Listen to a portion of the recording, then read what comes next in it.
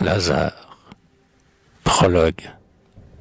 Je m'embarque aujourd'hui sur la plaine brumeuse, où le vent souffle et, sans repos, hérisse les crins verts de la vague écumeuse et bondit sur son large dos. À travers le brouillard et l'onde qui me mouille, laissant voix du gouffre béant, je m'en vais aborder ce grand vaisseau de houille qui fume au sein de l'océan. La nef aux flancs scellés qu'on nomme l'Angleterre, ô sombre et lugubre vaisseau, je vais voir ce qu'il faut de peine et de misère pour te faire flotter sur l'eau. Je vais voir si les mers nouvelles où tu traînes, la flottille des nations, auront moins de vaincus, des victimes humaines ensevelies dans leur sillon.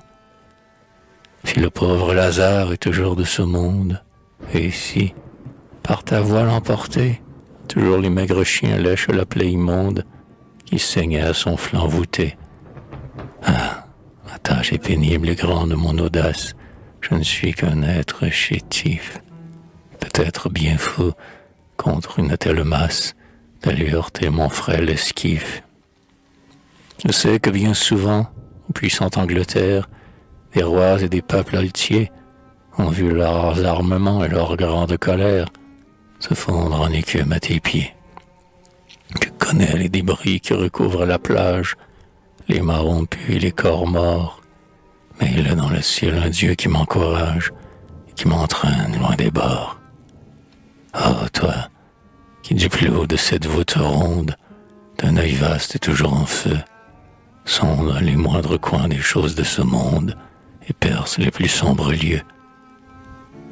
Toi qui lis dans les cœurs de la famille humaine jusqu'au dessein le plus caché, qui vois que le mien par le vent de la haine n'est pas atteint et desséché. Ô grand Dieu, sois pour moi ce que sont les étoiles pour le peuple des matelots, que ton souffle puissant gonfle mes faibles voiles, pousse ma barque sur les flots, écarte de mon front les ailes du vertige, éloigne cet oiseau des mers qui tout autour des mâts se balance et voltige, et, dans le chant des flots amers, quelles que soient, hélas, les choses monstrueuses dont mon œil soit épouvanté, oh, maintiens-moi toujours dans les routes heureuses de l'éternelle vérité.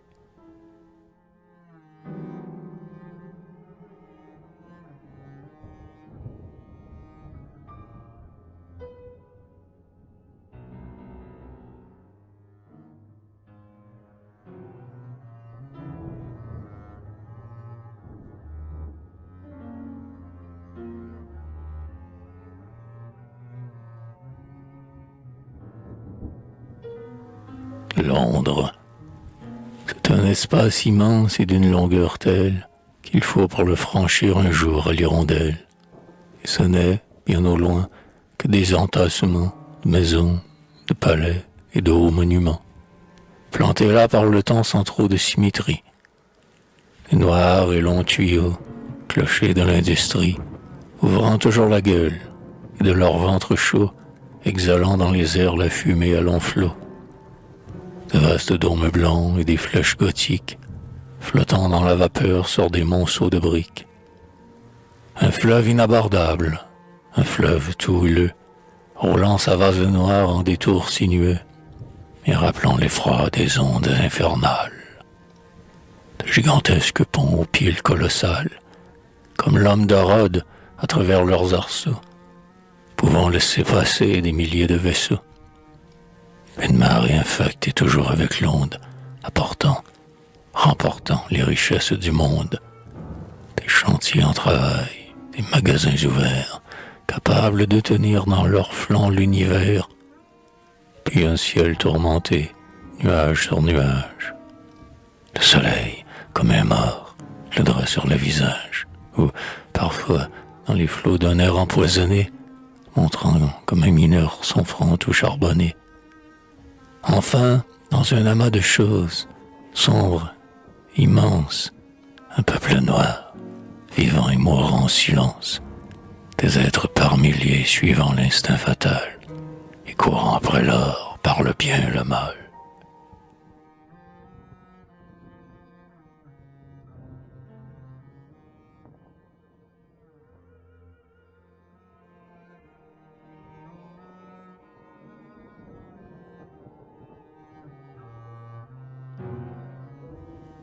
bedlam.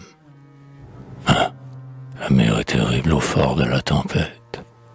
Lorsque le vent aussi sa vaste et lourde tête, elle retombe et jette au peuple consterné des cadavres humains sur des mâts goudronnés.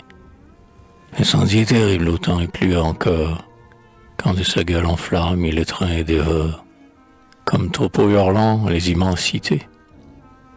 Mais ni le feu ni l'eau dans leur lubricité, et les débordements de l'orage soudaine, d'un frisson aussi vif ne glace l'âme humaine, et ne serre le cœur autant que le tableau qu'offrent les malheureux qui souffrent du cerveau. L'aspect tumultueux des pauvres créatures qui vivent au bedlam, sous tes voûtes obscures. Quel spectacle en effet à l'homme présenté, que l'homme descendant en l'imbécilité.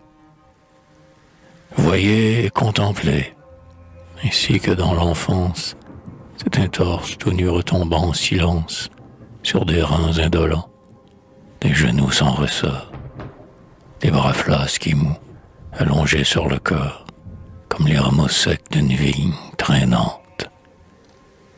Puis la lèvre entr'ouverte et la tête pendante, le regard incertain sur le globe des yeux, et le front tout plissé comme le front d'un vieux. Et pourtant il est jeune. Ouais, mais déjà la vie, comme un fil, s'est usée au doigt de la folie. Et la tête, d'un coup, dans ses hébétements, sur le reste du corps a gagné 60 ans. Ce n'est plus désormais qu'une machine vile, qui traîne sans finir, son rouage inutile. Pour lui le ciel est vide et le monde désert. L'été, sans l'émouvoir, passe comme l'hiver. Le sommeil, quand il vient, ne lui porte aucun rêve. Son œil s'ouvre sans charme au soleil qui se lève. Il n'entend jamais l'heure et vit seul dans le temps, comme un homme la nuit égaré dans les champs. Enfin, toujours muet, la salive à la bouche, incliné nuit et jour, il rampe sur sa couche.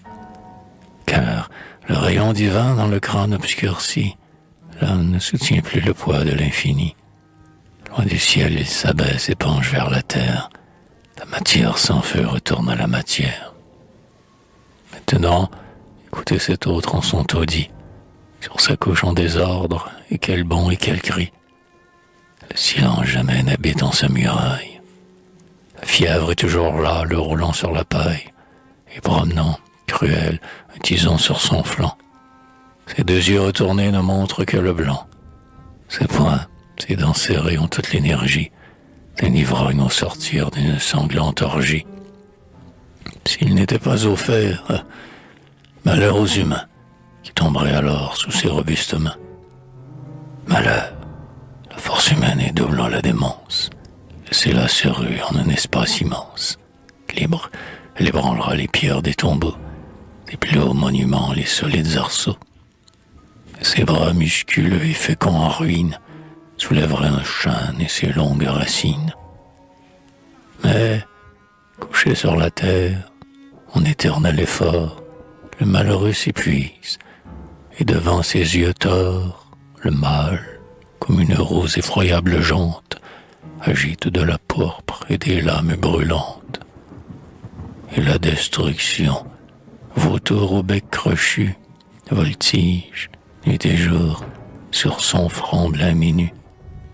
Puis les longs hurlements, les courts éclats de rire, comme sillons de feu, traversent son délire. Mais le pire du mal en ce vagissement, le comble de l'horreur n'est pas le grincement du délire chantant sa conquête sublime par le rude gosier de sa triste victime. C'est la mort toujours là, la mort toujours auprès, frappant l'être à demi sans l'achever jamais.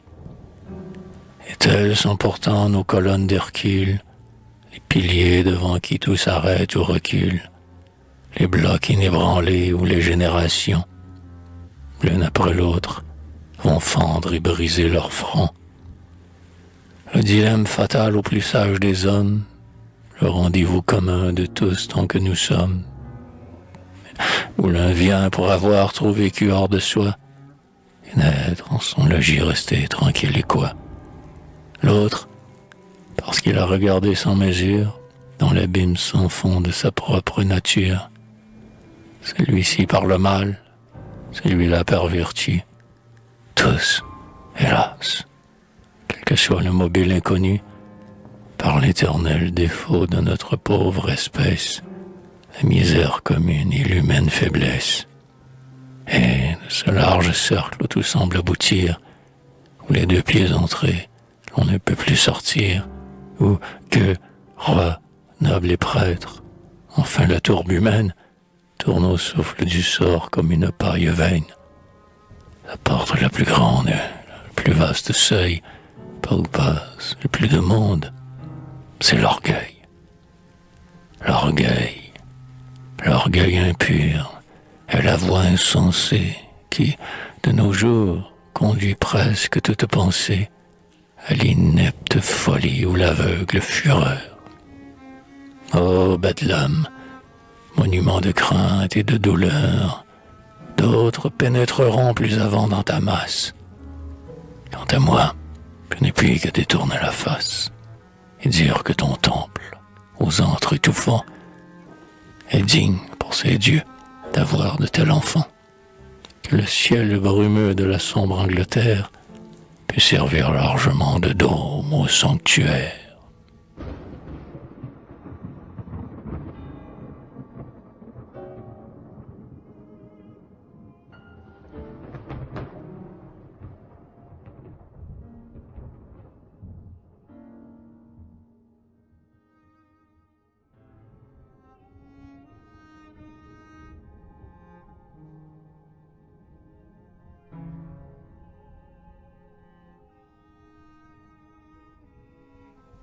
Le djinn, sombre génie, ô dieu de la misère, fils du jeune lièvre et frère de la bière, Bacchus du Nord, obscur empoisonneur, écoute, ô djinn, un hymne en ton honneur. Écoute un chant des plus invraisemblables, un chant formé de notes lamentables, quand ces ébats un démon de l'enfer laissa tomber de son gosier de fer.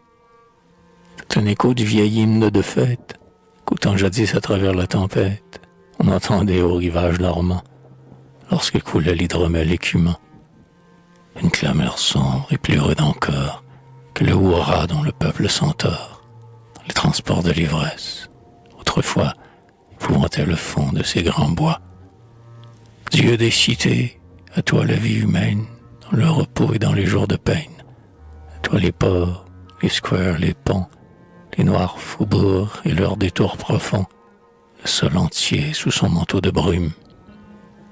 Dans tes palais, quand le nectar écume, il brille aux yeux du peuple contristé.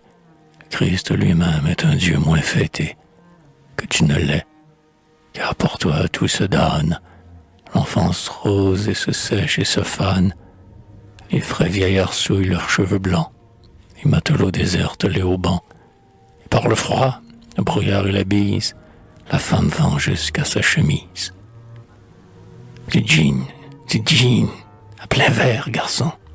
Dans ces flots d'or, ces trucs de boisson, roule le ciel et l'oubli de soi-même. C'est le soleil, la volupté suprême, le paradis emporté d'un seul coup. C'est le néant pour le malheureux fou. Fille du Porto, du Sherry, du Madère, de tous les vins qu'à la vieille Angleterre, l'Europe fait avaler à grands frais. Ils sont trop chers pour nos obscurs palais. Et puis le vin près du gin est bien fade. Le vin n'est bon qu'à chauffer un malade, un corps débile, un timide cerveau. Près du gin, le vin n'est que de l'eau. À d'autres donc les bruyantes batailles, le tumulte alentour des futailles, les sauts joyeux, les rires étouffants, les cris d'amour et tous les jeux d'enfants. Nous, pour le gin, nous avons des âmes, sans feu d'amour et sans désir de femme. Pour le saisir et lutter avec lui, il faut un corps que le mal ait durci. Vive le gin!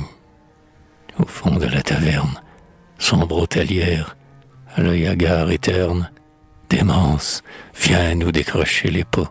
Et toi, la mort, verse-nous à grands flots.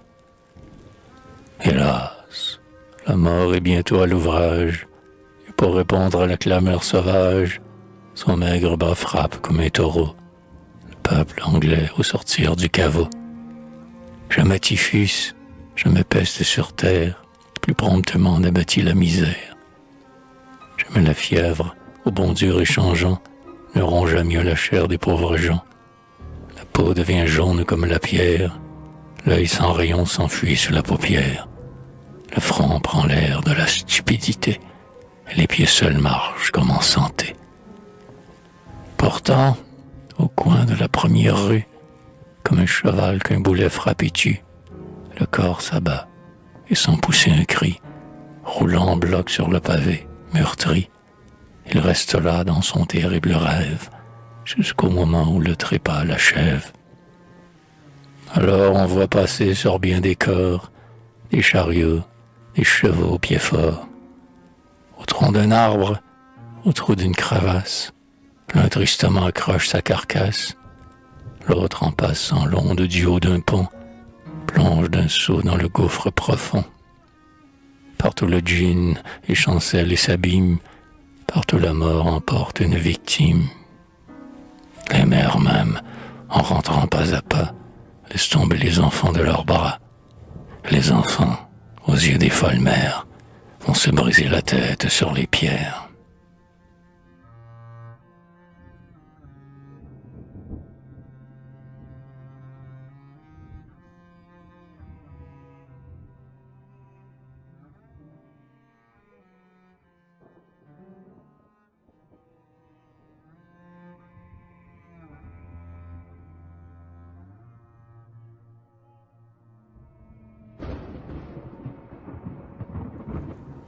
Le Minotaure.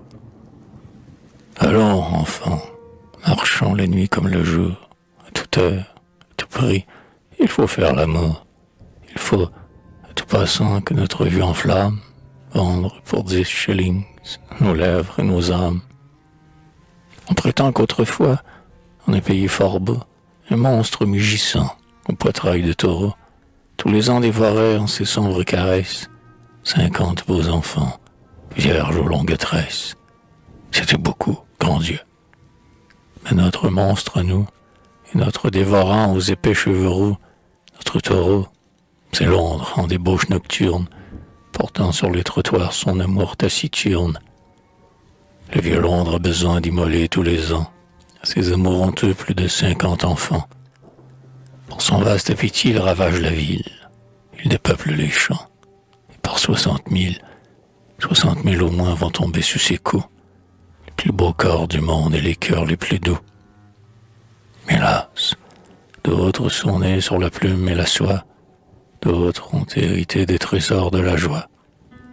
Partant de la vertu, pour moi la pauvreté m'a reçu en ses bras, sitôt que j'ai quitté le déplorable flanc de ma féconde mère. Ô triste pauvreté, mauvaise conseillère, fatale entremetteuse, à quel fait monstrueux livrez-vous quelquefois le seuil des malheureux. Vous avez attendu que je devinsse belle, et lorsque sur mon sein, fleur pudique et nouvelle, la nature eut versé les plus purs de ses dons, une fraîcheur divine et de grands cheveux blonds, vous avez aussitôt montré ma rue obscure, à l'œil louche et sanglant de l'ignoble luxure. Moi j'étais riche, mais une divinité qui foule tant de cœurs sous son pied argenté, la froide convenance à l'œil terne et sans larmes, passant par mon logis me trouvant des charmes, me jeta dans les bras d'un homme sans amour. Un autre avait mon cœur, on le sut trop un jour. De là ma chute immense, effrayante, profonde, chute dont rien ne peut me relever au monde, ni pleurs ni repentir. Une fois descendu dans la fange du mal, les pieds n'en sortent plus. Malheur en ce pays aux pauvres Madeleine. Bien peu d'êtres, hélas, dans nos villes chrétiennes, osent prendre pitié de leur longue douleur et leur tendre la main pour essuyer leurs pleurs. Et moi, mes sœurs, et moi, ce n'est pas l'adultère et son dur châtiment qui firent ma misère, mais une autre femelle au visage éhonté, un enfant de l'orgueil, l'ardente vanité, ce monstre qui chez nous sous mille formes brille, et de Londres au Japon pousse maintes familles, à sans cesse lutter de luxe et de splendeur, au prix de la fortune et souvent de l'honneur. Ah, par elle mon père a vu son opulence fondre comme l'écume au sein de l'onde immense, et mon cœur, répugnant à prendre un bas état, a s'user nuit et jour dans un travail ingrat, de degré en degré, faible et pâle victime, je suis tombé au fond de l'effrayant abîme. Gémissez, mes sœurs, profondément, mais si plaintif que soit votre gémissement, si poignantes que soient vos douleurs et vos peines, elles ne seront pas si vives que les miennes. Elles ne coulent pas d'un fond plein de douceur, et n'ont pas comme moi l'amour seul pour auteur. Pourquoi de l'amour ai-je senti la flamme? Pourquoi le lâche auquel j'ai livré ma jeune âme, l'homme qui m'entraîna du logis paternel, méprisant sa parole et les feux de l'autel, m'a-t-il abandonné à la misère infime? Je n'avais point le front battu des vents du crime pour sauver mon enfant, comme Agar au désert, foute d'ange, trouver le chemin de l'enfer. Et partout l'on nous dit, allez, femme perdue. Et les femmes, nos sœurs, en passant par les rues, s'éloignent devant nous avec un cri d'horreur. Nous troublons leurs pensées et nous leur faisons peur. Nous les détestons. Quelquefois nous sommes malheureux au point qu'au front même des hommes, il nous prend le désir d'attenter à leur peau, de mettre avec nos mains leur visage en lambeaux. Car nous savons d'où vient leur épouvante sainte. Nous savons que beaucoup ne tiennent qu'à la crainte de déchoir dans le monde et de perdre leur rang, et que cette terreur est un ressort puissant, que plus d'une avec soin, en mère de famille, dès le premier jupon passe au corps de sa fille. Mais à quoi bon vouloir, par la plainte et les cris, nous venger des regards dont nos cœurs sont flétris? Les malédictions retombent sur nos âmes, sous le poignet de l'homme et le mépris des femmes. Quoi que nous disions, nous aurons toujours tort, et nous ne pourrons rien changer à notre sort. Il vaut mieux dans ce monde, épouvantable geôle, achever jusqu'au bout notre pénible rôle. Il vaut mieux, aux clartés des théâtres en feu, étourdir chaque soir nos fronts silencieux, et que Jenny whisky de leur onde enivrante, rallumant dans nos corps une vie expirante, nous fasse, s'il se peut, perdre le sentiment d'un métier que l'enfer seul égale en tourment. Enfin, pour nos enfants, si la vie est une ombre et la terre un bourbier, la mort n'est pas si sombre. Elle ne nous fait pas languir dans nos réduits et nous jette bientôt, pêle-mêle et sans bruit, dans la fosse commune, immense sépulture.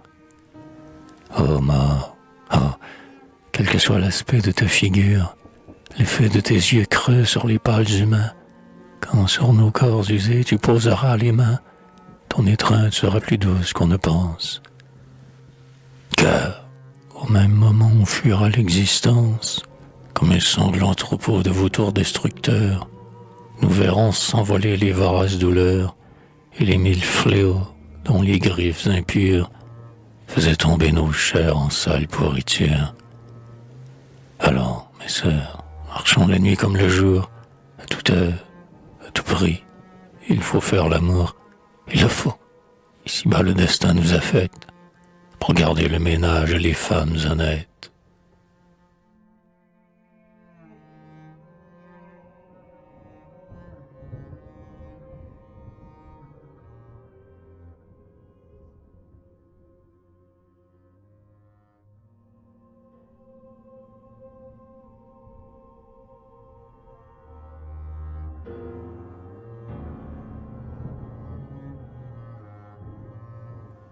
Les belles collines d'Irlande.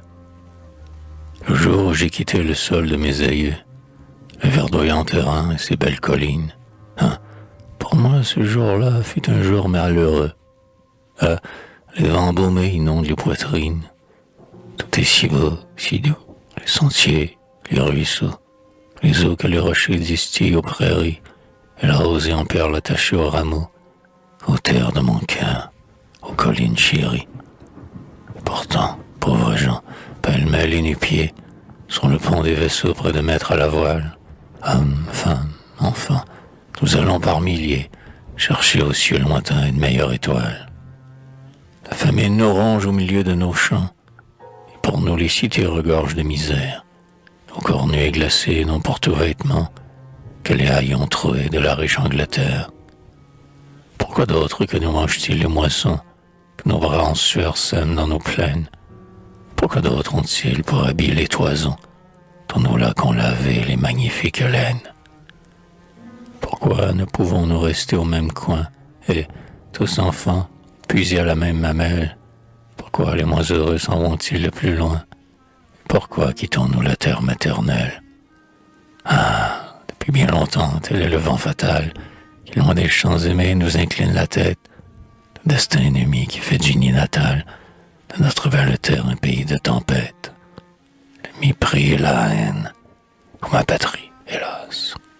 Pèserait-on si fort sur tes plages fécondes que ton beau sol un jour s'affaisserait bien bas, et que la vertéran s'en irait sous les ondes? Mais heureux les troupeaux qui paissent vagabonds, les pâtures de trèfle en nos fraîches vallées. Heureux les chers oiseaux qui chantent leurs chansons dans les bois frissonnants où passent leurs volées. Ah, les vents sont bien doux dans nos prés murmurants, et les meules de foin ont des odeurs divines. Nos ailes les cressants garnissent les courants. Que tout vos clairs ruisseaux, ô mes belles collines.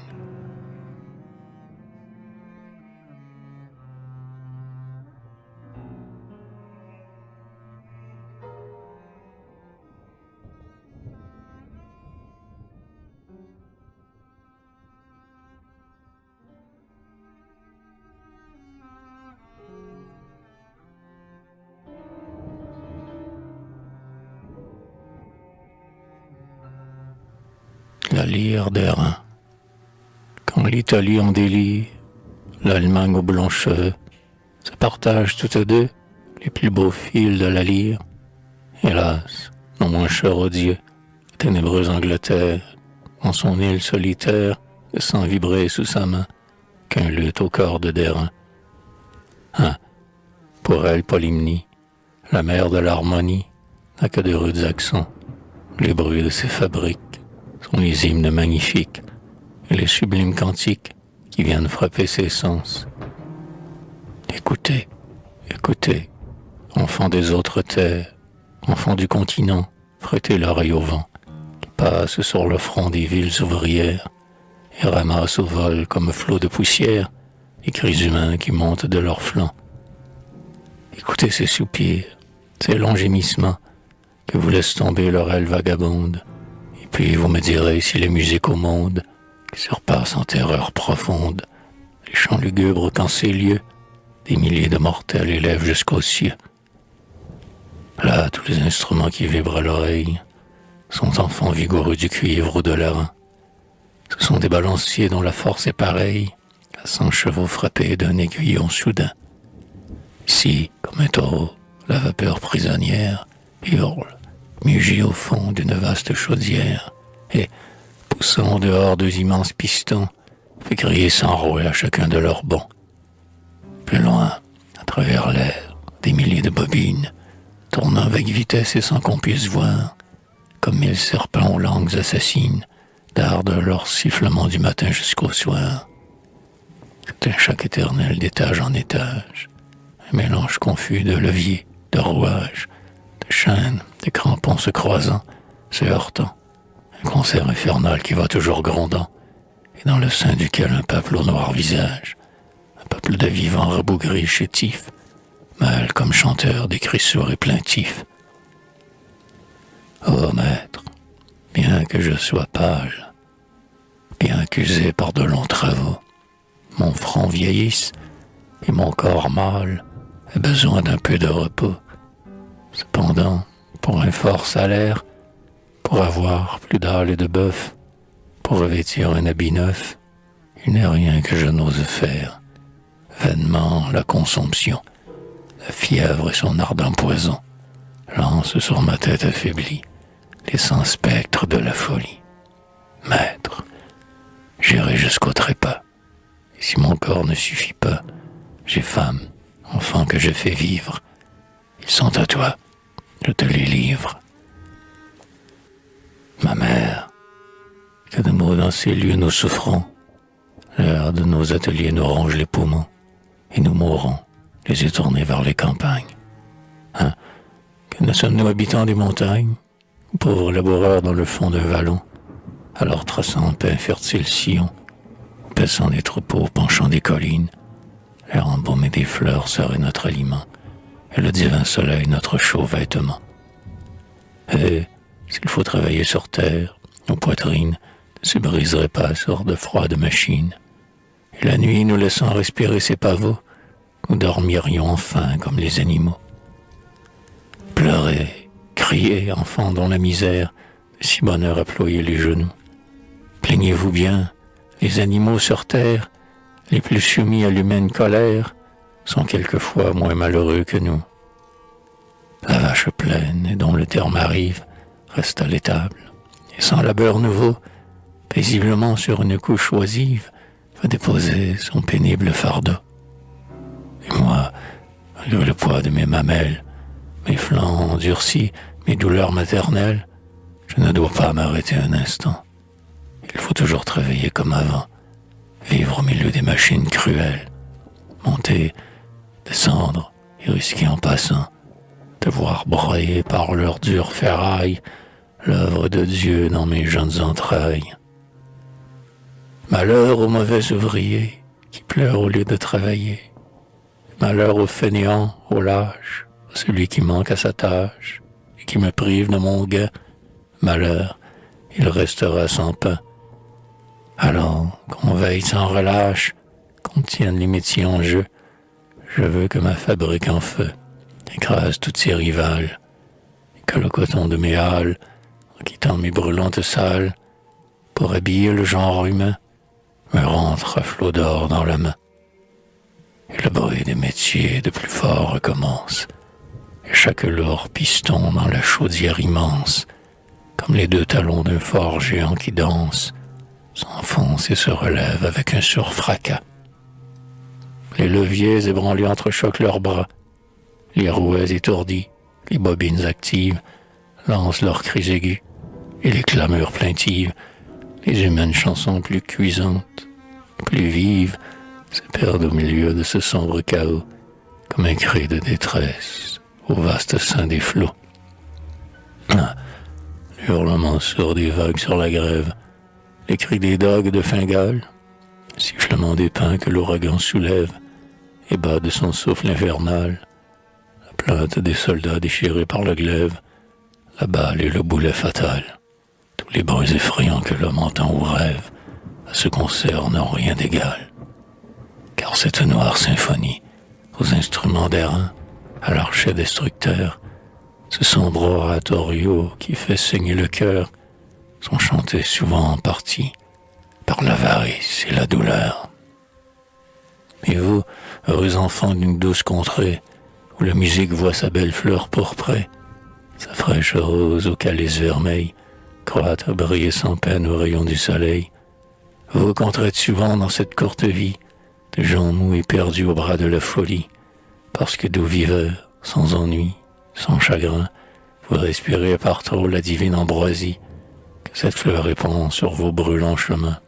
Hein, bienheureux enfants de l'Italie, tranquilles habitants des golfes aux flots bleus, beaux citoyens d'aimants, des champs voluptueux que le reste du monde envie.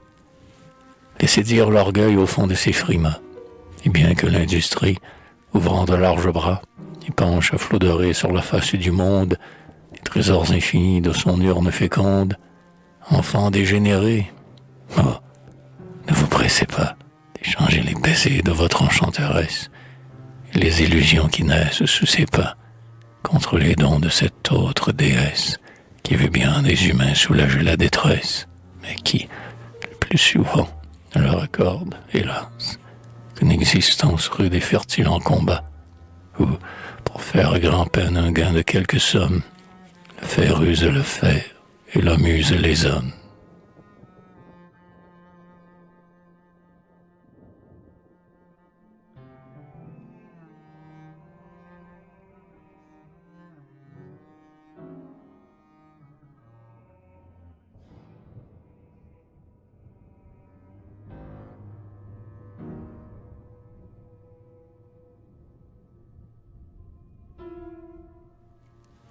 Conscience, Dieu du ciel, ô mon Dieu, par quel sombre chemin passent journellement des myriades d'humains. Combien de malheureux sous ces monceaux de pierre, toute largicité dérobe à la lumière, que d'êtres gémissants cheminent vers la mort, les visages hâlés par l'âpre vent du sort. Le nombre est immense, horrible, incalculable, à vous faire jeter une plainte damnable. Mais ce qui vous rassure et vous surprend le plus, c'est que dans ces troupeaux énormes de vaincus, ces millions de gueux voués à la souffrance, les moins forts bien souvent supportent l'existence, sans qu'un cri de révolte, un cri de désespoir, les écarte un seul jour des sentiers du devoir. Ô blanche conscience, ô saint flambeau de l'âme, rayon pur émané de la céleste flamme, toi, qui dors en offrant de splendides reflets, nous tireras du troupeau des éternels muets. Dieu dans le fond des cœurs ne te mit pas sans cause. Conscience, il faut bien que tu sois quelque chose, que tu sois plus qu'un mot par l'école inventée, un nuage trompant l'œil de l'humanité, puisqu'il est ici battant de maigre nature, de pâles avortons, de blêmes créatures, tant d'êtres mal posés, privés de soutien, qui n'ont pour tout trésor, pour richesse et pour bien, dans l'orage sans fin d'une vie effrayante, que le pâle reflet de ta flamme ondoyante.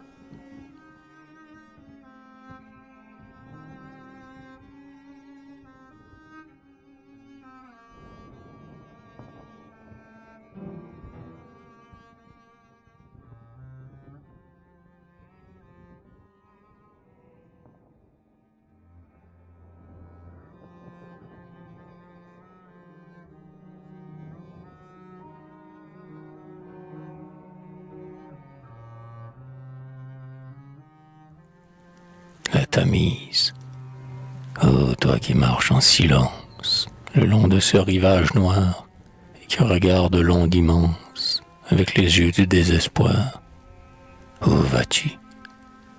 Je vais sans folie me débarrasser de la vie, comme on fait d'un mauvais manteau, d'un habit que l'onde traverse, d'un vêtement que le froid perce, qui ne tient plus sur la peau.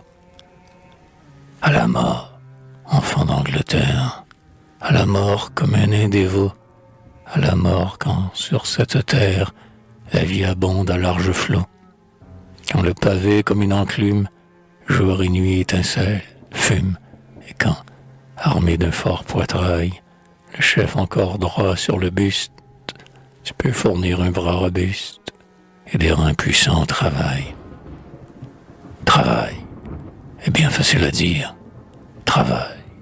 Et le cri des heureux, pour moi la vie est un martyre, un supplice trop douloureux. Dans mon humble coin sans relâche, comme un autre j'ai fait ma tâche, et j'ai fabriqué, j'ai vendu, j'ai brassé de la forte bière, j'en ai lavé l'Europe entière, et le sort m'a toujours vaincu. Ah, si vous connaissiez cette île, vous sauriez quel est cet enfer, que la brique rouge est stérile, est aussi dure que le fer. Bien rarement la porte s'ouvre à celui que le haillon couvre, et l'homme s'en gîte la nuit, ose en vain, surmontant sa honte, soulever les marteaux de fonte. Il n'éveille rien que du bruit. Tout est muet et sourd. Que faire? Gueuser sur le bord du chemin? Mais l'on ne prête à la misère l'oreille non plus que la main. Ici, ce n'est qu'en assemblée, que dans une salle meublée, que le cœur fait la charité. Il faut, pour attendrir le riche, qu'une paroisse vous affiche, au front le mot mendicité. Avec cet écriteau superbe, alors on a, comme un matin, on a de quoi ronger sur l'herbe les restes pourris du festin. On vit tant bien que mal sans doute, mais hélas, hélas, qu'il en coûte de vivre la condition, d'essuyer de sa tête immonde les pieds boueux de tout le monde, comme le plus bas échelon. Horrible, horrible. Ah, si la terre manquant chacun de vos pas, au ciel alors, pauvre insulaire, vous pouviez tendre les deux bras. Si le pur soleil avec force, comme un vieux chêne sans écorce, réchauffait vos membres raidis, et si le Dieu qui nous contemple, ouvrant les portes de son temple, donnait un refuge à ses fils, peut-être, mais vers la lumière, qui peut ici tourner les yeux? Pourquoi relever la paupière? Le plafond est si ténébreux. Notre terre toujours exhale une vapeur noire, infernale, qui nous dérobe l'œil divin. Londres, toujours forge allumée. Londres, toujours plein de fumée, nous fait au ciel un mur d'airain. Puis pas une église entr'ouverte. Si quelqu'une l'est par hasard, une voûte creuse et déserte, et de l'ombre de toutes parts. Pas un Christ et pas une image qui vous redresse le visage et vous aide à porter la croix. Pas de musique magnanime, pas un grain d'encens qui ranime, rien que des pierres et du bois. Et dehors la rue est boueuse, l'air épais, malsain, glacial. Il pleut. Oh, la vie est affreuse, à traîner dans ce lieu fatal.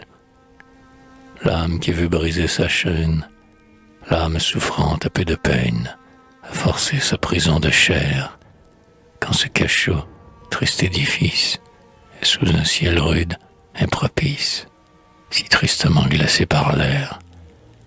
Mais allons, la tamise sombre et le linceul fait pour les corps, que le malheur frappe sans nombre, et qu'il entasse sur ses bords. Allons, allons sans plus attendre. Je vois déjà l'ombre s'étendre, le ciel se confondre avec l'eau, et la nuit porte à la terre, sur les crimes de la misère, prête à jeter son noir manteau. Adieu, je suis le pauvre diable, je suis le pâle matelot, que par une nuit lamentable, l'aile des vents porte au flot. Sur l'onde il dresse en vain la tête, les hurlements de la tempête, sa voix couvre les éclats. Il roule, il fend la vaste lame, il nage à perdre l'âme, le flot lui coupe et rompt les bras. Point de bouée, point de câble, pas une clameur dans les ponts, et le navire impitoyable, paisiblement poursuit ses bonds. Il fuit sous la vague en poussière. Alors, l'enfant seul, en arrière, entre l'onde et le ciel en feu, perdu dans cette immense plaine, et si frêle tombe qu'à peine, il arrive au regard de Dieu. Il n'attend plus que pour le prendre, la mort s'élance des enfers, ou qu'il l'entende redescendre avec fracas du haut désert. À devancer l'instant suprême, il se résigne à lui-même, et du front ouvrant l'océan, le pauvre mousse avec courage enfonce son pâle visage, et sans un cri plonge au néant.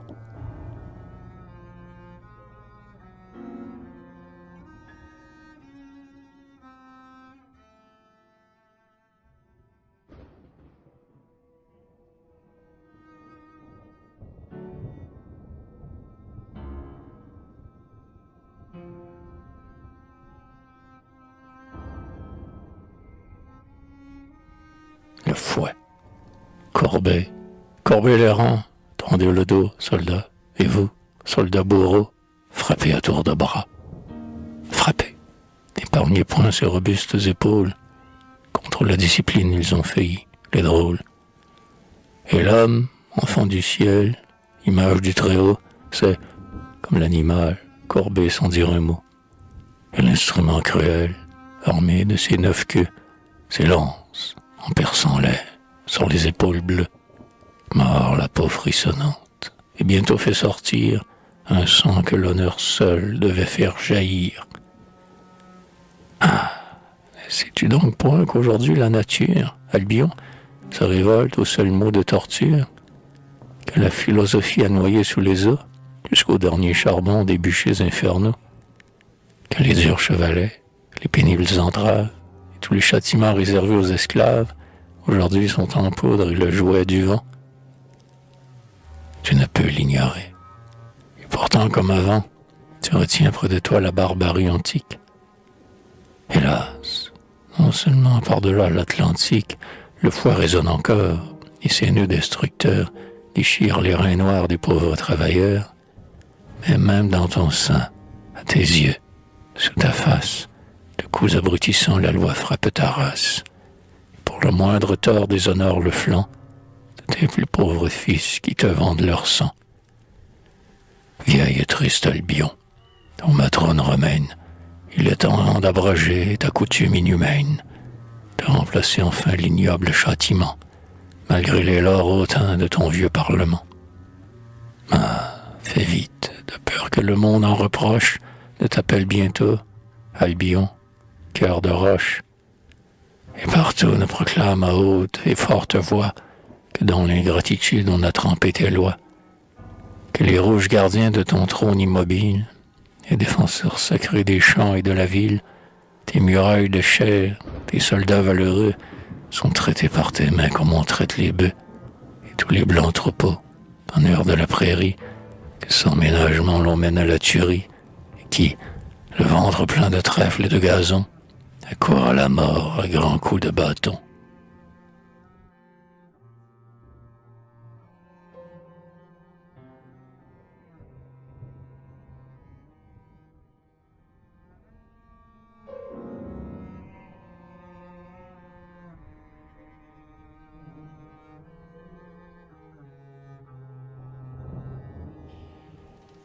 Les mineurs de Newcastle.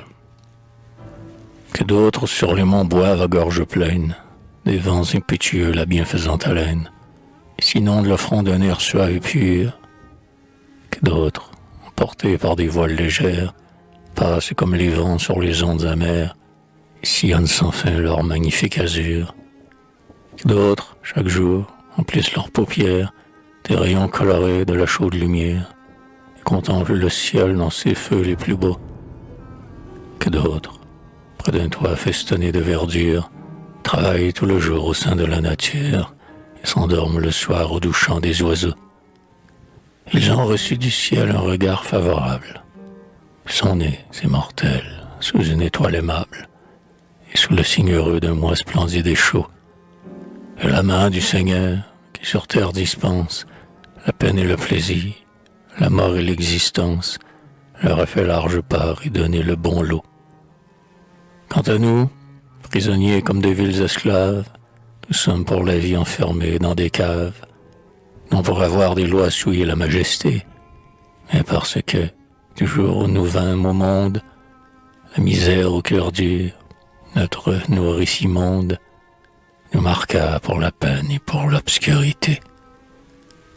Nous sommes les mineurs de la vieille Angleterre. Nous vivons comme taupes, à 600 pieds sous terre. Et là, le fer en main, tristement nous fouillons. Nous arrachons la houille à la terre fangeuse. La nuit couvre nos reins de sa mante brumeuse. Et la mort, vieux hibou, vole autour de nos fronts. Malheur à l'apprenti qui, dans un jour d'ivresse, pose un pied chancelant sur la pierre traîtresse. Plus creux de l'abîme, il roule pour toujours. Malheur au pauvre vieux dont la jambe est inerte, lorsque l'onde, en courroux de se voir découverte, envahit tout le gouffre, il périt sans secours. Malheur à l'imprudent, malheur au téméraire, qui descend sans avoir la lampe salutaire qu'un ami des humains fit pour le noir mineur, car le mauvais esprit qui dans l'ombre le guette, le bleuâtre vapeur, sur lui soudain se jette, et l'étend sur le sol sans peau et sans chaleur. Malheur, malheur à tous, car même sans reproche, lorsque chacun de nous fait sa tâche, une roche se détache souvent au bruit seul du marteau, et plus d'un qui rêvait dans le fond de son âme, aux douceurs du logis, à l'œil bleu de sa femme, trouve au ventre du gouffre un éternel tombeau. Et cependant c'est nous, pauvres ombres muettes, qui faisons circuler au-dessus de nos têtes les mouvements humains avec tant de fracas. C'est avec le trésor qu'au risque de la vie, nous tirons de la terre aux puissantes industries, que nous mettons en jeu tes gigantesques bras. C'est la houille qui fait bouillonner les chaudières, rugir les hauts fourneaux tout chargés de matière, et rouler sur le fer l'impétueux wagon. C'est la houille qui fait, par tous les coins du monde, sur le sein écumant de la vague profonde, bondir en souverain les vaisseaux d'Albion. C'est l'œuvre de nos bras qui donne au diadème cet éclat merveilleux, cette beauté suprême qu'on ne voit nulle part. Enfin, c'est notre main qui produit à foison les richesses énormes, ces 400 l'or aux insolentes formes, qui souvent sans pitié nous voient mourir de faim. Oh Dieu, Dieu tout-puissant, pour les plus justes causes, nous ne demandons pas le tumulte des choses et le renversement de l'ordre d'ici-bas. Nous ne te prions pas de nous mettre à la place des hommes de savoir et des hommes de race, et de gorger nos mains de l'or des potentats. Ce dont nous te prions, enfant de la misère, c'est d'amollir le cœur des puissants de la terre et d'en faire pour nous un plus solide appui. C'est de leur rappeler sans cesse, par exemple, qu'en laissant dépérir les fondements du temple, le monument s'écroule et tout tombe avec lui.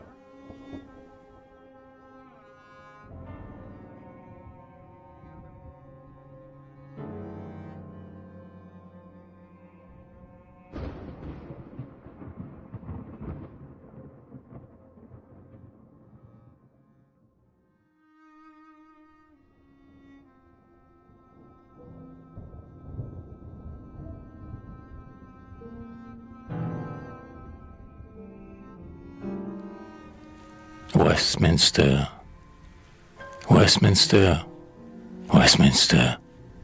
Sur cette terre vaine, suis-je toujours en lutte aux clameurs de la haine?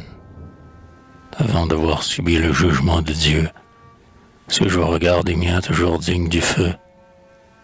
Hélas, mes tristes eaux languissent dans mes terres.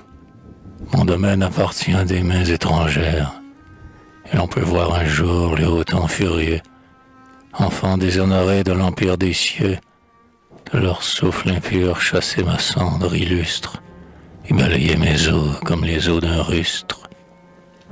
Westminster, Westminster, au midi de mes jours, le cœur déjà lassé d'orageuses amours, j'ai vu la calomnie, en arrière et dans l'ombre, s'asseoir à mon foyer comme une hôtesse sombre, en disperser la cendre, et, d'un bras infernal, glisser de froids serpents dans le lit conjugal. J'ai vu dans le rempart de ma gloire fameuse, au milieu des enfants de ma verve fougueuse, une main attachée à mon front l'écriteau, qu'on met au front de ceux qui vivent sans cerveau. Et puis on ébranla le chêne dans ses racines, on sépara le tronc de ses branches divines. Le père de la fille, on m'a pris mon enfant, comme si, la pressant sur mon sein étouffant, mes baisers corrupteurs et ma tendresse impure avaient pu ternir l'or de sa jeune nature. On enleva ma fille à mon cœur amoureux, et, pour m'y empêcher l'étreinte du lépreux, on fit entre les bras de l'enfant et du père passer la mer immense avec son onde amère. Pour l'homme qui porte en sa veine un beau sang, il n'est pas de torture et d'affront plus cuisant. Oh, quel coup malheureux! Oh, quelle horrible lame que celle qui s'en va percer l'âme de l'âme. Le divin sentiment, ce principe éternel, des élans du poète et du cœur paternel. Ô morsure du feu sur les membres livides, au fouet retentissant des vieilles Eumenides. Supplice des païens, antique châtiment, ah, qu'êtes-vous auprès de semblables tourments? Et voilà cependant, voilà les rues de peine que m'ont fait endurer les colères humaines. Voilà les trous profonds que des couteaux sacrés ont fait pendant longtemps mes flancs ulcérés. L'éternel ouragan, la bruyante tempête, qui jusqu'au lit de mort hurlèrent sur ma tête, et rendirent mon cœur plus noir et plus amer que le fenouil sauvage arraché par la mer, et le flot écumeux que la vieille nature autour de l'Angleterre a roulé pour ceinture. Westminster, Westminster, oh, n'est-ce point assez de mon enfer terrestre et de mes maux passés? Par-delà le tombeau, faut-il souffrir encore? Faut-il être toujours le Satan qu'on abhorre? Et mes remords cachés, et leur venin subtil, et le flot de mes pleurs dans les champs de l'exil, et l'angoisse sans fin de ma longue agonie. N'ai-je pas expié les fautes de ma vie? Westminster, Westminster, dans ton temple de paix, mes pâles ossements descendront-ils jamais? Ô grande ombre, ta plainte est lugubre et profonde. Je sens que durant ton passage en ce monde, tu fus comme un lion traqué dans les forêts, que, fatiguant en vain de vigoureux jarrets, partout où tu passas dans ta fuite divine, ta noble peau s'ouvrit au tranchant de l'épine, et tes crins tout-puissants restèrent au buisson. Partout il te fallut payer tes larges bons, et ton cœur généreux entr'ouvert sur le sable, versa jusqu'à la mort un sang inépuisable. Mais aussi fallait-il, ô poète hautain, avant de fermer l'œil à l'horizon lointain, de rendre aux éléments ta sublime poussière, que le glaive doré de ta muse guerrière, dans le sein du pays, dans son rude flanc, avec un rire amer pénétra si souvent. Ah, pourquoi reçut-il une blessure telle qu'il en pousse toujours une clameur mortelle, et que la plaie en feu, difficile à guérir, au seul bruit de ton nom semble toujours s'ouvrir? Biron, tu n'as pas craint, jeune Dieu sans cuirasse, d'attaquer corps à corps les défauts de ta race, de toucher ce que l'homme a de mieux inventé, le voile de vertu par le vice emprunté. D'une robuste main, hardiment et sans feinte, tu mis en ville lambeau la couverture sainte, qui pèse sur le front de la grande Albion, plus que son voile épais de brume et de charbon, le manteau qu'aujourd'hui de l'un à l'autre pôle, le pâle genre humain va se coudre à l'épaule. Le drap sombre du camp est tombé sous tes coups. De là tant de dédain, d'outrage, de courroux, de là ce châtiment et cette longue injure, contre laquelle en vain ta grande ombre murmure, cette haine vivace et qui sur un tombeau semble toujours tenir allumé son flambeau. Comme si dans ce monde imparfait que nous sommes, les hommes sans pitié devaient juger les hommes, et comme si, grand Dieu, le malheur éprouvé n'était pas le flot saint par qui tout est lavé. Ô chantre harmonieux des douleurs de notre âge, sombre amant de l'abîme au cantique sauvage, signe plein d'amertume et dont la passion d'une brûlante main pétrit le pur limon, laisse rougir le front de la patrie ingrate. Tandis que ton beau nom avec le sien éclate, sur tous les points du globe en signe merveilleux, laisse-la négliger tes mânes glorieux, laisse-la, te couvrant d'un oubli sans exemple, faire attendre à tes os les honneurs de son temple. C'est l'éternel destin, c'est le sort mérité par tous les cœurs aimant trop fort la vérité. Ouais, malheur en tout temps et sous toutes les formes, aux Apollons fougueux qui, sur leurs reins énormes, et le crâne rampant du vice abattardi, poseront comme toi leurs pieds fermes et hardis. Malheur, car ils verront le monstrueux reptile, gonflant de noir venin sa poitrine subtile, bondir sous leurs talons, et dans ses larges nœuds, écraser tôt ou tard leurs membres lumineux. La société, témoin de l'agonie, loin de tendre la main aux enfants du génie, de les débarrasser des replis du vainqueur, toujours se bouchera l'oreille à leur clameur. Trop heureux si la vieille au long voile rigide abandonne les corps aux dents des vers avides, et si son bras, plus dur que celui de la mort, pour se venger aussi ne fait pas un effort, et, frappant à son tour la victime qui tombe, ne poursuit pas son ombre au-delà de la tombe. Vieille sombre abeille, au vaste monument, baigné par la Tamise et longé tristement par un sol tout blanchi de tombes délaissées, tu peux t'enorgueillir de tes tours élancées, de ta chapelle sainte aux splendides parois, et de ton seuil battu par la pourpre des rois.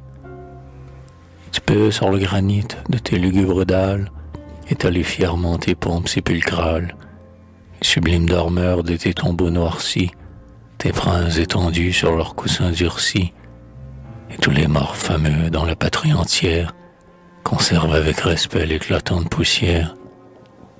Malgré tant de splendeur et de noms illustrés, tant de bustes de pierre et de marbre sacré, malgré le grand Newton et le divin Shakespeare, et le coin adoré des rêveurs de l'Empire, aux monuments remplis de lugubres trésors, au temple de la gloire, au linceul des grands morts, on entendra toujours des âmes généreuses venir battre et heurter tes ogives poudreuses, des âmes réclamant au fond de tes caveaux une place accordée à leurs nobles rivaux. Et toujours, vieux Minster, ces âmes immortelles te frapperont en vain de leurs puissantes ailes, et leurs cris dédaignés, leurs funèbres clameurs, dans le vaste univers soulèveront les cœurs.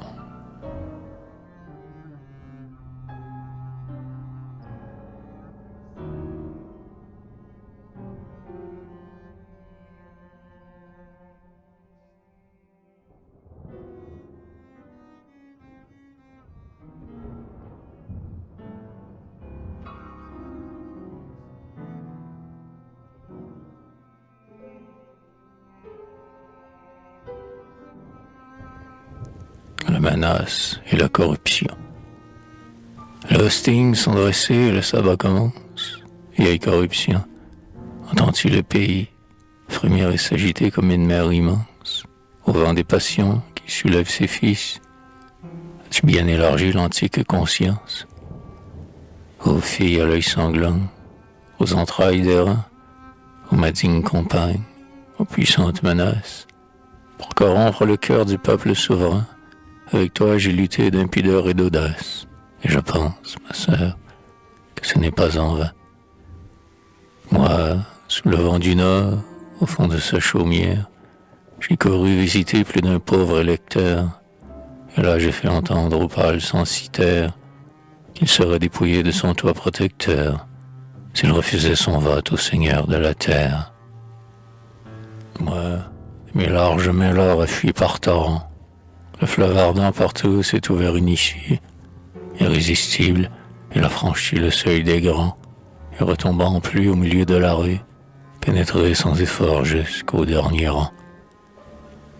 Souvent j'ai rencontré dans les pauvres familles des hommes vertueux, mais d'un air furibond. Devant eux j'ai levé tant de sombres guenilles, j'ai tant crié à la fin qu'ils ont baissé le front, pour ne point voir mourir leurs femmes et leurs filles.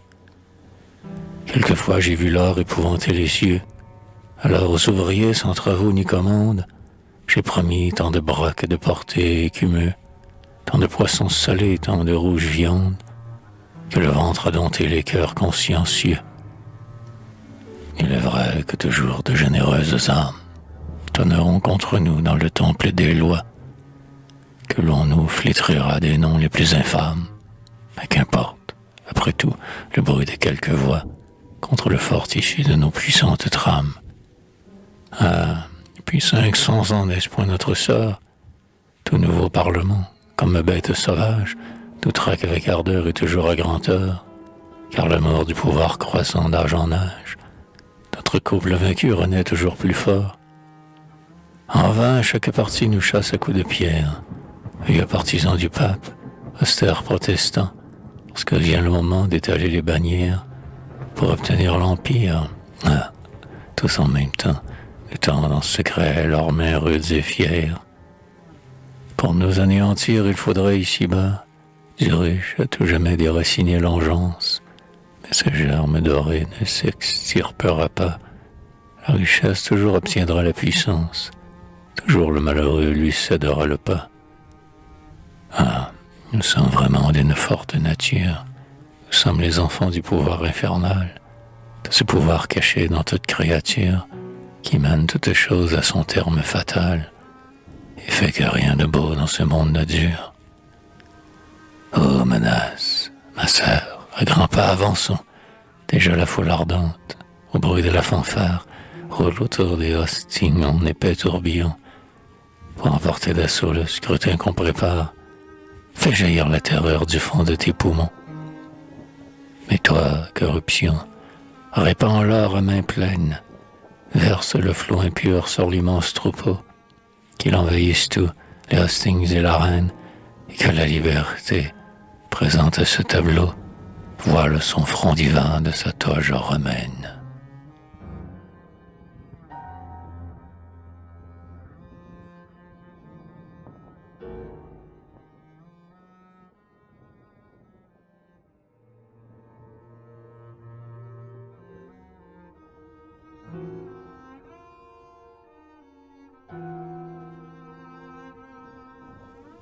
Les pilotes. Un jour, un homme au large et froid cerveau déchaîne les chiens de la guerre, leur dit « Carnage !» et lance le troupeau sur l'océan et sur la terre, pour exciter leurs sombres aboiements, tenir leur gueule haletante. Ils mettent en flammes les moissons des champs et les toits des villes croulantes. Dans le sang pur, il fait marcher les rois, et bravant son peuple en furie, charge l'impôt et ses énormes poids sur l'épaule de la patrie. Puis enfin, succombant au fardeau, faible, épuisé, manquant d'haleine, avant le temps, sans jeunesse, au tombeau, il descend dévoré de haine. Et tant de mal, pourquoi? Pour rendre vain l'effort de cette pauvre France qui, l'œil en feu, criait au genre humain, le monde est libre, qu'il avance. Pour arracher à ses baisers brûlants le front de sa sœur l'Angleterre, qui cependant, après 15 ou 20 ans, remise à peine de la guerre, sans lutte ardente et sans nouveau combat, des antiques jours se détachent, et d'un bras fort, dans l'arbre de l'État, plante elle-même un coup de hache. Oh, William Pitt, ô nocher souverain, ô pilote à la forte tête, il est bien vrai que ton cornet d'airain domina toujours la tempête, qu'inébranlable et ferme au gouvernail, comme un Neptune tu sus faire, devant ta voix, tomber le sourd travail de la grande onde populaire. Mais 14 ans, l'âge au plus d'un oiseau de ton pouvoir fut l'étendue, et ton bras mort, le fleuve de nouveau, reprit sa course suspendue.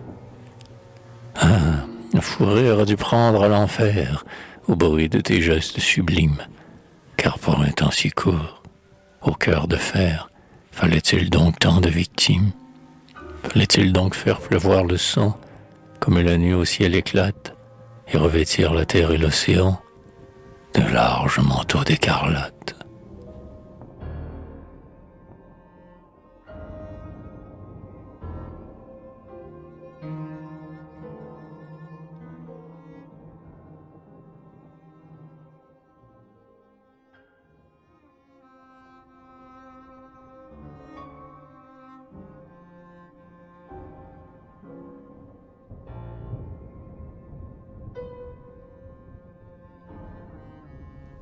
Shakespeare. Hélas, hélas, faut-il qu'une laine glacée ternissent le front pur des maîtres glorieux. Faut-il qu'ici-bas les dieux de la pensée s'en aillent tristement comme les autres dieux? Shakespeare aujourd'hui, les sublimes merveilles font frapper sans émoi les humaines oreilles. Ces temples déserts et vides de clameurs, à peine trouve-t-on quelque adorateur. Albion perd le goût de ces divins symboles. Hors du vrai par l'ennui, les esprits égarés tombent dans le barbare et les choses frivoles parlent plus haut cœur que les chants inspirés. Et pourtant quel titan les célestes flammes alluma comme lui plus d'aliments d'hiver. Quel plongeur, en trouvant du sang les flots amers, descendit plus avant dans les gouffres de l'âme.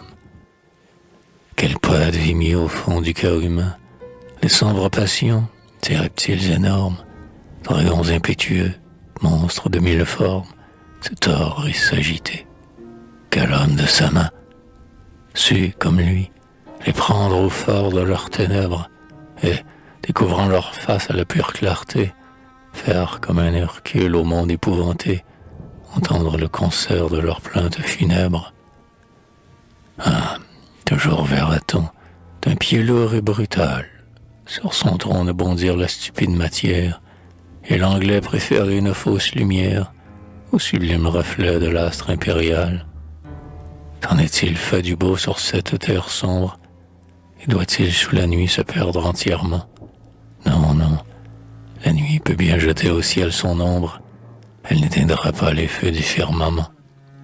Oh, toi qui fus l'enfant de la grande nature, robuste et nourrisson dans ses deux bras portés, toi qui, mordant le bout de sa mamelle pure, d'une lèvre puissante y but la vérité. Tout ce que ta pensée a touché de son aile, tout ce que ton regard a fait naître ici-bas, tout ce qu'il apparaît d'une forme nouvelle, croîtra dans l'avenir sans crainte du trépas. Shakespeare, vainement sous les voûtes suprêmes, passe lever le troupeau des mortels inconstants, comme du sable, en vain sur l'abîme des temps, l'un par l'autre écrasé s'entassent les systèmes. Ton génie est pareil au soleil radieux, qui, toujours immobile au haut de l'empyrée, verse tranquillement sa lumière sacrée sur la folle rumeur des flots tumultueux.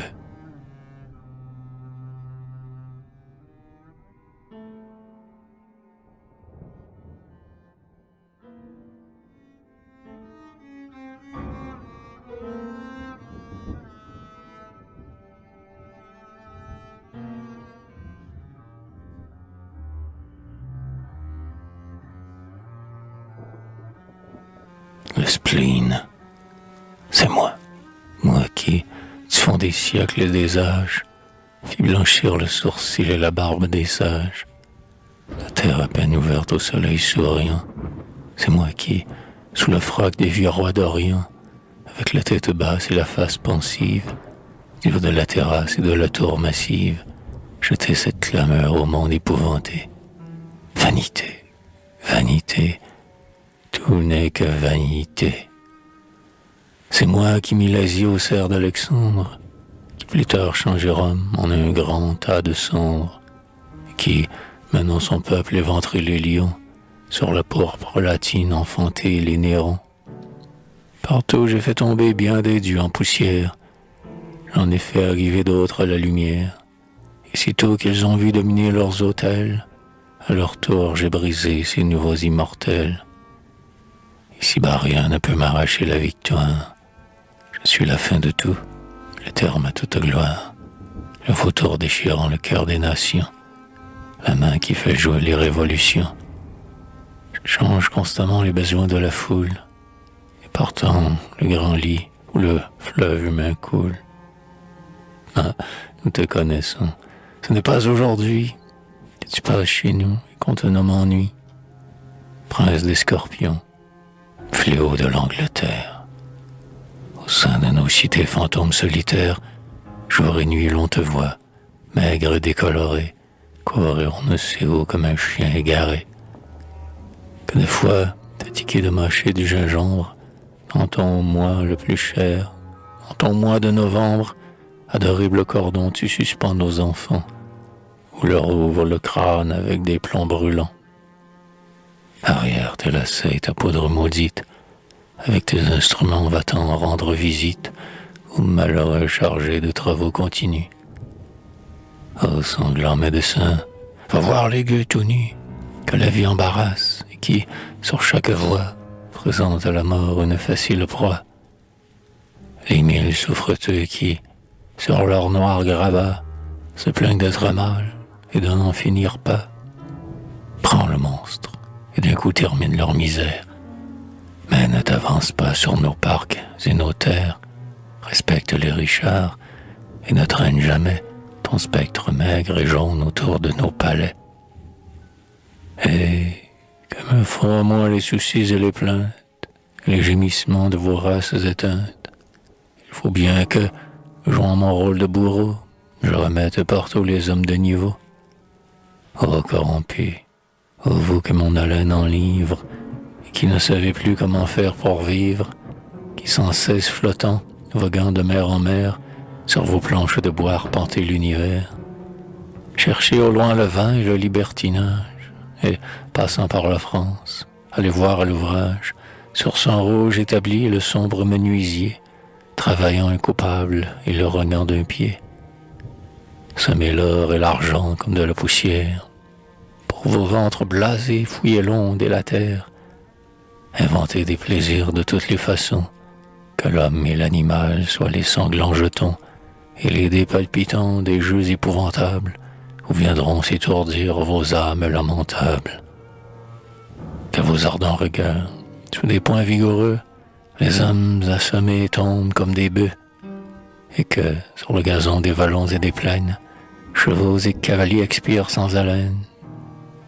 Malgré vos durs boxeurs, vos courses, vos renards, sous le ciel bleu d'Espagne ou sous les gris brouillards, et le jour et la nuit, sur l'onde, sur la terre, je planerai sur vous, et vous aurez beau faire, nouer de longs détours, revenir sur vos pas, demeurer, vous enfuir, vous n'échapperez pas.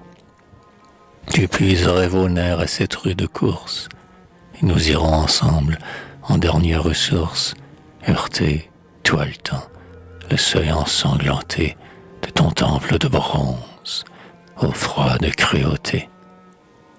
Ennui, fatal ennui, monstre au pâle visage, à la taille voûtée courbée avant l'âge, mais aussi fort portant qu'un empereur romain. Comment se dérober à ta puissante main? Nos envahissements sur le temps et l'espace ne servent qu'à te faire une plus large place.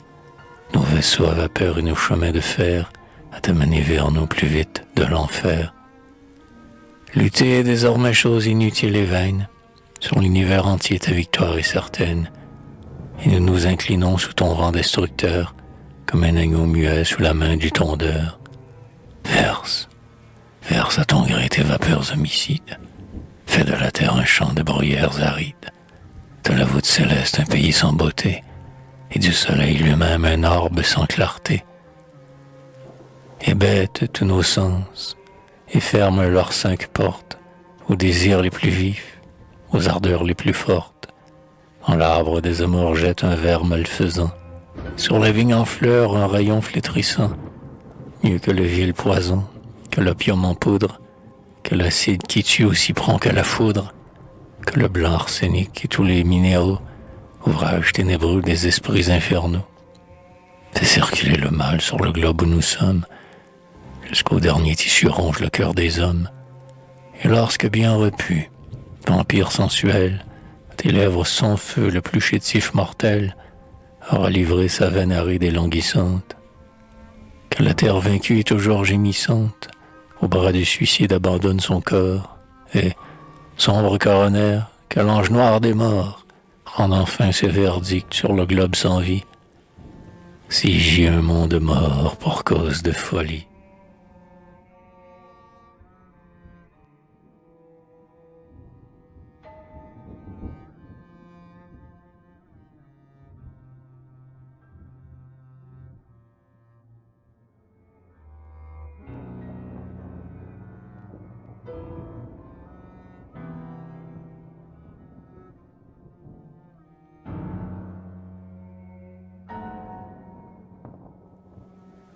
La nature, le défricheur, invisible pouvoir, souffle impérieux, monarque qui tenait l'immensité des cieux, vent qui portait le frais aux ondes des fontaines, les ondes au grand bois, les semences aux plaines, et jeter à long flot les flammes de l'amour, à tout ce qui respire et ce qui voit le jour, défendez vos forêts, vos lacs et vos montagnes.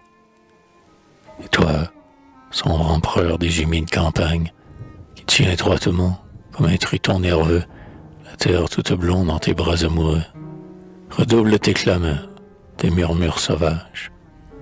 Dévore, plus ardent, le sable de tes plages, hérisse sur ton front tes cheveux souverains. Et de l'abîme noir, le vent tes larges reins, pour garder les trésors de ta plaine écumante, fais voler jusqu'au ciel la mort et l'épouvante. Ô vieil Océanus, ô Père tout-puissant, tes fureurs aujourd'hui ne sont que jeux d'enfants.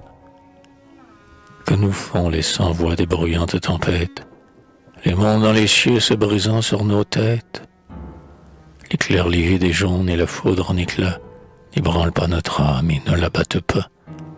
Le peuple comme nous, dans son humeur altière, ne suit plus fortement remuer la matière, la mettre sous le joug et son couronner roi, au nom de la pensée et de l'antique loi. En dépit de la mort et de son noir squelette, nous avons en tout point foulé notre planète. Elle nous appartient de l'un à l'autre bout, comme l'ombre et le jour nous pénétrons partout. Allons, noire forêt, vieille fille du monde, tombée, périssée sous la hache féconde, race des premiers jours, antiques animaux, vieux humains, faites place à des peuples nouveaux. Des rebonds à la mer, ces terres toutes neuves, domptons les fiers torrents et muselons les fleuves, descendons sans effroi jusqu'au centre divin, fouillons et refouillons sans repos et sans fin, et comme matelots sur la liquide plaine, à grands coups de harpon dépeçant leurs baleines, partout maîtres du sol, partout victorieux, dans le haut, dans le bas, sur le plein, dans le creux du globe taciturne, immense et lourde masse, suivant chaque besoin, bouleversons la face.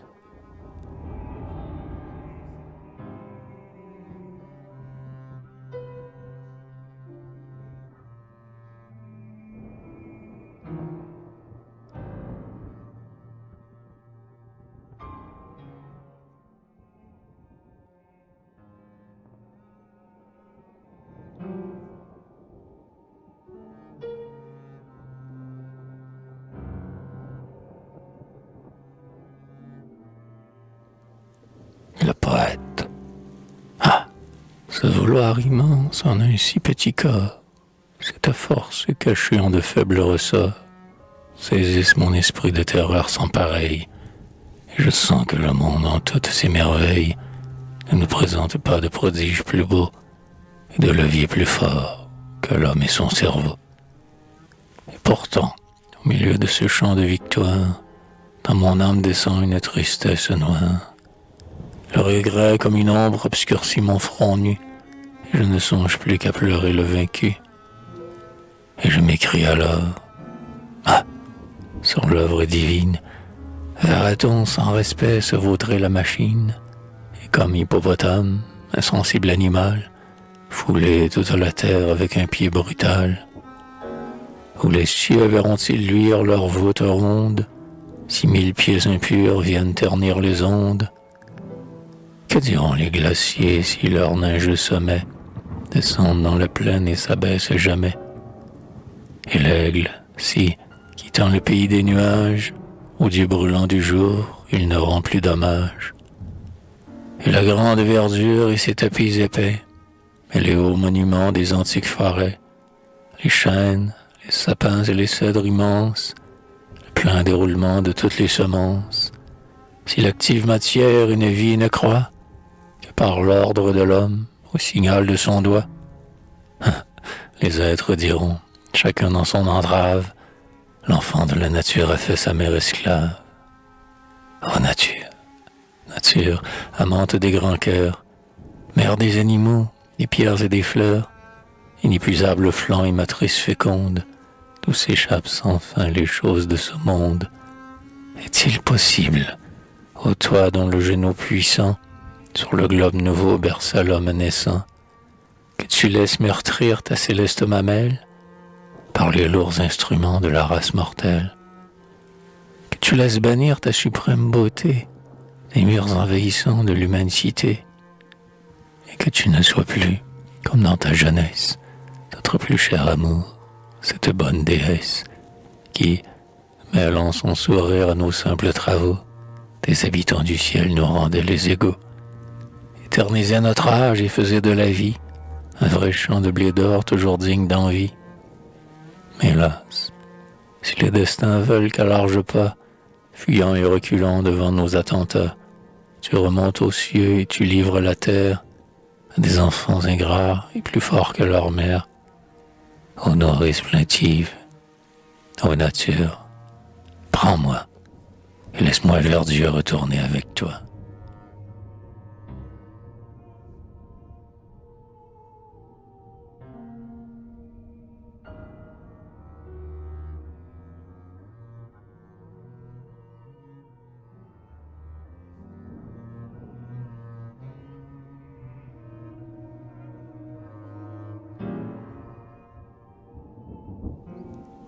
La nature. Oh mon enfant chéri, toi qui m'aimes encore et devine en moi ce que la foule ignore, toi qui, laissant hurler le troupeau des humains, viens souvent m'embrasser, me presser de tes mains, et, roulant par les airs des plaintes enfantines, sur mon sein verser l'or de tes larmes divines. Oh, je comprends tes cris, tes mortelles frayeurs, et dans tes yeux gonflés la source de tes pleurs. Je conçois ce que vaut pour l'âme droite et pure, pour le cœur déchiré par l'ongle de l'injure, pour un amant du bon et du beau, dégoûté des fanges de la ville de sa lâcheté, le sauvage parfum de mer rustique haleine. Je conçois ce que vaut la douceur souveraine des vents sur la montagne à travers les grands pins, la beauté de la mer au murmure sans fin, le silence des monts balayés par la houle, l'espace des déserts où l'âme se déroule, et l'aspect affligeant même des lieux d'horreur, où le cœur se soulage et qui parle au cœur. Aussi, pour rassurer ton âme, ô mon poète, et pour te consoler, je ne suis point muette. Bien que le livre obscur du lointain avenir puisse sur mon sort devant toi s'entr'ouvrir, que, dans le mouvement d'une vie incessante, un bandeau sur les yeux je conçoive et j'enfante, j'ai pu crier pourtant, et les sublimes voix qui s'élèvent des mots, des ondes et des bois, l'hymne aux vastes accords, l'harmonieux cantique qui monte jour et nuit du globe magnifique, dans ton oreille chaste à long flot pénétrant, viendra toujours calmer ton cœur désespérant. Qu'importe que le jeu de mes forces sublimes, sur la verte planète et dans ses noirs abîmes, soit en quelque endroit empêché par des nains, qu'importe que le bras des orgueilleux humains, s'attaquant à la terre, à ses formes divines, écorche son beau sein du fer de leur machine. Qu'importe que, doués des puissances du ciel, ils changent à leur gré l'habitacle mortel, quels que soient les efforts de l'homme et de sa race, que du globe soumis inondant la surface, il soit par la matière une cause de fin, ou de perfection un instrument divin. À mon enfant chéri, jusqu'au jour où la terre, comme le grain de blé qui s'échappe de l'air et qu'emportent les vents au champ de l'infini, aura développé son radieux épi. Jusqu'au jour où, semblable à la fleur qui se passe, par la main du Seigneur effeuillée en l'espace, elle ira reformer un globe en d'autres lieux, et fleurir au soleil de quelques nouveaux cieux. Toujours, ô mon enfant, toujours les vents sauvages, de leurs pieds vagabonds balayeront les plages. La mer réfléchira toujours dans un flot pur, et l'océan du ciel et ses îles d'azur. Comme un ardent lion aux plaines africaines, le soleil marchera toujours en ses domaines, dévorant toute vie, brûlant toute chair. On entendra toujours frissonner dans les airs des grands bois renaissants, des verdures sans nombre, pour faire courir l'onde et faire flotter l'ombre.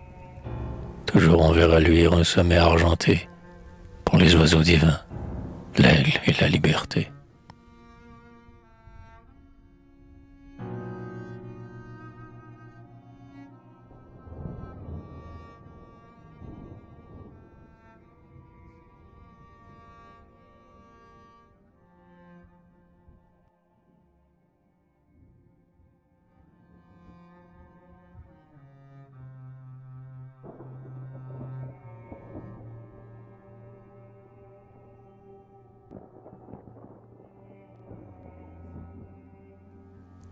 Épilogue. Oh misère, misère, toi qui pries sur la terre, encore tout en feu, l'homme des mains de Dieu. Fantôme maigre et sombre, qui, du creux du berceau jusqu'au seuil du tombeau, comme un chien suit son ombre. Oh toi qui bois les pleurs, écoulés de sa face, et que jamais ne lasse le cri de ses douleurs. Ô mère de tristesse, ces chants sont un miroir où l'on pourra te voir dans toute ta détresse. J'ai voulu que devant ton image terrible, l'homme le moins sensible, le plus insouciant, puisse sentir et comprendre à quel prix redouté la providence engendre les superbes cités. J'ai voulu qu'en toute âme la pitié descendit et qu'à sa douce flamme tout cœur dur s'attendrit, et que, moins en colère et moins de plis au front, l'homme à juger son frère ne fut plus aussi prompt. Oh misère, misère, puisse ce chant austère trouver sous plus d'un ciel un écho fraternel, puisse cet hymne sombre susciter en tout lieu des avocats sans nombre au peuple noir des gueux. Il faut en ce bas monde que les plus belles voix contre ta lèpre immonde s'élèvent à la fois. Il faut que de sa couche l'homme chasse la faim. Il faut à toute bouche mettre un morceau de pain, donner la couverture aux pauvres gens sans toit, et de laine et de bure vêtir tous les corps froids. Il faut, misère infâme, à ta griffe arrachée, autant qu'on pourra, l'âme avec toute sa chair.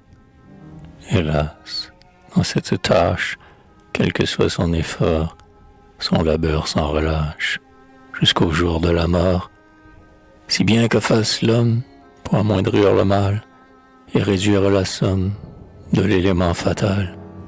Dans les cités humaines, il restera toujours assez de fortes peines, de mots cuisants et lourds, pour qu'en s'appelant ta mère, l'éternelle douleur, loin de ce globe espère quelque monde meilleur.